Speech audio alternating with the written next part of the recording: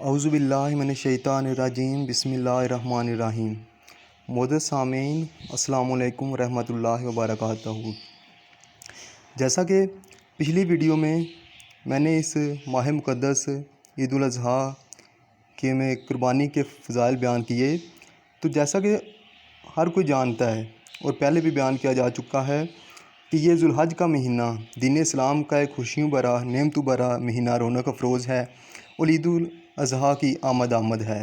اس سے پہلے قبل ویڈیو میں قربانی کے فضائل بیان کیے گئے، اور آج انشاءاللہ اسی قربانی کے متعلق الفاظ کو جاری رکھتے ہوئے قربانی کے متعلق ایک بیان پیش کیا جائے گا، جس کا عنوان ہے قربانی کی روح اور حقیقت۔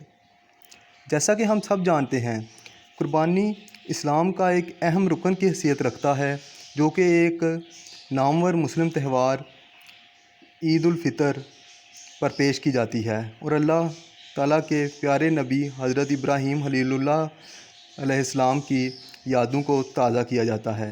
اللہ رب العزت نے قرآن مجید فرقان حمید کے پارہ نمبر 8 سورہ الانعام کی آیت نمبر 162 میں یوں ارشاد فرمایا: آپ فرما دیجئے کہ بے شک میری نماز، میری قربانیاں، میرا جینا اور مرنا سب اللہ تعالیٰ کے لیے ہے، جو رب ذوالجلال ہے سارے جہانوں کا۔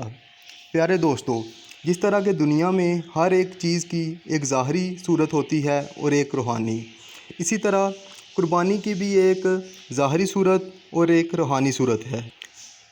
اس کے متعلق ایک موقع پر صحابہ کرام رضی اللہ تعالیٰ عنہ نے عرض کیا: یا رسول اللہ صلی اللہ علیہ وسلم، قربانی کی حقیقت کیا ہے؟ تو اللہ کے رسول حبیب مصطفیٰ صلی اللہ علیہ وسلم نے فرمایا کہ تمہارے باپ سیدنا ابراہیم خلیل اللہ کی سنت ہے، اور سنت کے معنی طریقہ کے ہیں۔ اور اب ہمیں غور کرنا چاہیے کہ ابراہیم علیہ السلام کا طریقہ کیا تھا۔ کیا انہوں نے خدا کی راہ میں کوئی دمبا ذبح کر کے قربانی پیش کی؟ نہیں، بالکل نہیں۔ یہ تو قرآن مجید فرقان حمید خود شاہد ہے کہ انہوں نے راہ خدا میں اپنے لہتے جگر حضرت اسماعیل ذبیح اللہ کی قربانی پیش کی، جو کہ انہیں کئی سالوں کی دعاؤں اور انتظار کے بعد اللہ کی طرف سے ایک پیارا لہتے جگر نصیب ہوا تھا۔ لیکن خدا تعالیٰ کی پکار پر انہوں نے اپنے اس لہتے جگر کو خدا کی راہ میں قربان کیا، جسے اللہ تعالیٰ نے قبول فرمایا۔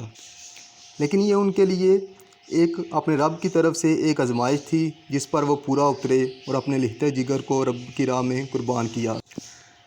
حضرت ابراہیم خلیل اللہ علیہ السلام نے فرمایا: کیا پیارے لہتے جگر، میں خواب میں دیکھتا ہوں کہ تمہیں ذبح کر رہا ہوں، اس سلسلے میں تم غور کرو اور بتاؤ کہ تمہاری کیا رائے ہے۔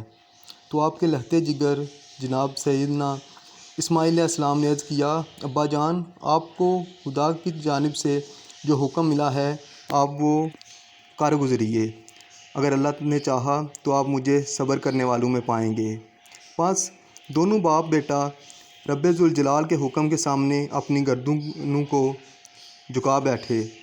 جب آپ نے اپنے بیٹے کی پیشانی کے بال لٹایا تو آواز آئی: اے ابراہیم خلیل اللہ، تم نے اپنا خواب سچ کر دکھایا، بے شک کہ ہم اپنے نیکوکاروں کو یوں ہی بدلہ دیا کرتے ہیں۔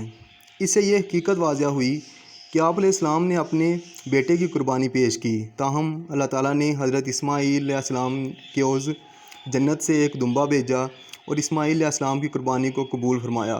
اس طرح جناب سیدنا اسماعیل علیہ السلام لقب ذبیح اللہ سے یاد کیے جاتے ہیں، اور آج تک آپ کی اس قربانی کو پورا کیا جاتا ہے، اور انشاءاللہ قیامت تک کیا جائے گا۔ ایک دوسری جگہ ارشاد ہے کہ یاد کیجئے اس وقت کو جب پروردگار نے جناب سیدنا ابراہیم خلیل اللہ سے فرمایا: تم اپنے نفس کو سپرد کر دو، تو انہوں نے کہا: میں نے اپنے پروردگار کی اطاعت اختیار کر لی۔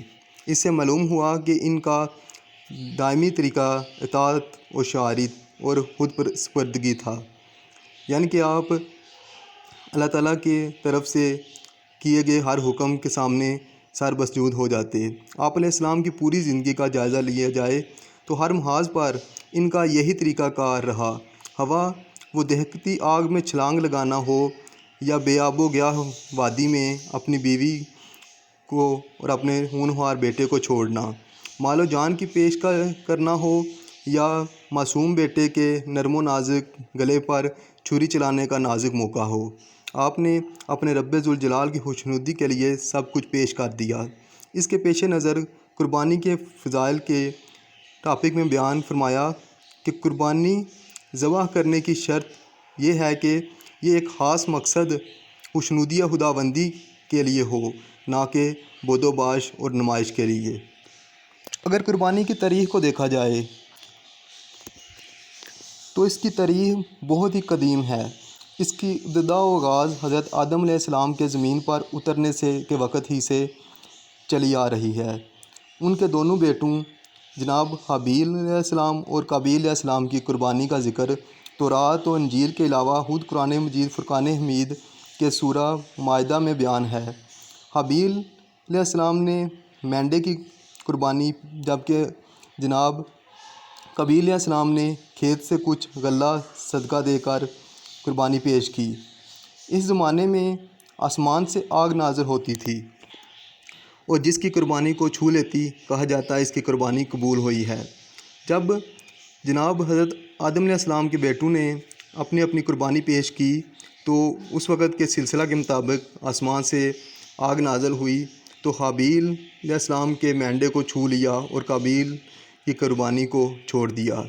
یہ تاریخ کی پہلی قربانی تھی اور قربانی ایک عبادت کے طور پر جناب حضرت آدم علیہ السلام کے وقت سے تاریخ میں موجود ہے، اور اس کی حقیقت یہ ہے کہ اللہ کی راہ میں اپنی کسی محبوب و مرغوب شے کو پیش کرنا۔ یہاں آپ کے سامنے چند احادیث پیش کی جائیں گی۔ جناب حضرت سیدہ عائشہ رضی اللہ تعالیٰ عنہ سے روایت ہے کہ نبی کریم صلی اللہ علیہ وسلم نے فرمایا کہ قربانی کے دن کوئی نیک عمل اللہ کے نزدیک قربانی کا خون بہانے سے زیادہ محبوب اور پسندیدہ نہیں، اس لیے تم خوش دلی سے قربانی کیا کرو۔ جو ایک اور موقع پر نبی کریم صلی اللہ علیہ وسلم نے ارشاد فرمایا، جو قربانی کی استطاعت رکھتا ہو لیکن قربانی نہ کرے، اسے چاہیے کہ ہماری عیدگاہ کی طرف نہ آئے۔ اسی طرح جناب حضرت ابو ہریرہ رضی اللہ تعالیٰ عنہ سے روایت ہے کہ ایک شخص نے حضرت ابو ایوب انصاری سے پوچھا کہ نبی کریم صلی اللہ علیہ وسلم کے زمانہ میں مبارک میں قربانی کیسے ہوتی تھی؟ تو آپ نے فرمایا، ایک آدمی اپنے گھر والوں کی طرف سے ایک بکری ذبح کرتا، اسے خود بھی کھاتا اور کچھ دوسروں کو بھی کھلایا جاتا، یہاں تک کہ لوگ کثرت قربانی پر فخر کرنے لگے، اور اب یہ صورت حال ہو گئی جو ابھی تم دیکھ رہے ہو۔ تو محترم سامعین، آپ کے سامنے قربانی کی حقیقت، قربانی کی روح و حقیقت، اس کے فضائل بیان کرنے کا شرف حاصل کیا ہے، اور اب عید الاضحیٰ کی آمد ہے۔ انشاءاللہ دنیا کے چپے چپے پر مسلمان اپنے اس پیارے تہوار پر اپنے والد جناب حضرت ابراہیم خلیل اللہ علیہ السلام کی سنت کو زندہ و جاوید کریں گے۔ تو مجھے میرے تمام دوست و احباب سے گزارش ہے کہ خوشیوں برے اس تہوار کو خوش دلی اور پیار و محبت سے پورا کیا جائے، اور اپنے بہن بھائیوں، رشتہ داروں اور دوست احباب کو بھی اپنی خوشیوں میں شریک کر کے اس کو دوبالا کیا جائے۔ بے شک کہ اللہ رب ذوالجلال بہت رحم کرم کرنے والا اور پیار و محبت اور خوشیاں عطا کرنے والا ہے۔